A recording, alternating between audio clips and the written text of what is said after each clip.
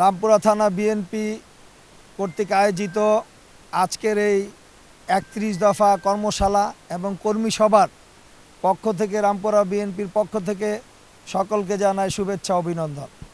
আপনারা জানেন এই কর্মশালাটা ঢাকা মহানগর উত্তর বিএনপির একটা বিশাল কর্মসূচি প্রতিটা থানায় হচ্ছে। এর পরিপ্রেক্ষিতে আজকে আমাদের রামপুরা থানায় হচ্ছে। আমাদের দেশনায়ক তারেক রহমান আরও 2 বছর আগে, এখন আমরা সংস্কারের কথা বলতেছি, আমাদের বিচক্ষণ নেতা আরও 2 বছর আগে থেকে এই রাষ্ট্রের সংস্কার হওয়া জরুরি, সংবিধানের সংস্কার হওয়া জরুরি। এই 31 দফা প্রথম 27 দফা দিয়েছিল এবং অন্যান্য অঙ্গ দলের সাথে আলাপ আলোচনার মাধ্যমে 31 দফা ফাইনাল করা হয়েছে।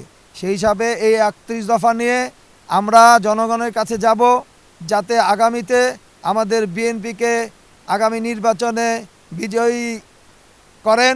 সেই হিসাবে আমাদের এই 31 দফা আমরা আগের থেকেই প্রতি শুক্রবার জুম্মাতে রাজপথে আমরা এই 31 দফার লিফলেট নিয়ে জনগণের কাছে যাচ্ছি এবং ভালো সাড়া পাচ্ছি এবং আশা রাখি এই 31 দফার ভিত্তিতে আগামী নির্বাচনে বাংলাদেশ জাতীয়তাবাদী দল বিএনপি সুনিশ্চয় বিজয় অর্জন করবে এবং জনগণের আশা আকাঙ্ক্ষার যে ব্যাপারগুলো আছে বিএনপি ক্ষমতা গেলে সেই আশাগুলো পূরণ করবে। জি, আমার নাম সোহেল রানা ভূঁইয়া।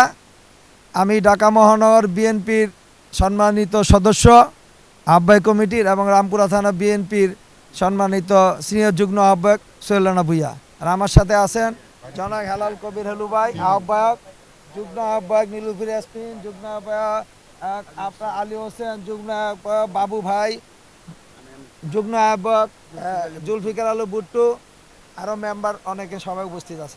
আজকে এই অনুষ্ঠান সাফল্যমণ্ডিত করার জন্য আমাদের রামপুরা থানা বিএনপি এবং অঙ্গ সংগঠনের সকল নেতৃবৃন্দই এটার জন্য অনেক পরিশ্রম করতেছে এবং যাতে সভাটা সুন্দরভাবে সফল হয়, সমাপ্ত হয়।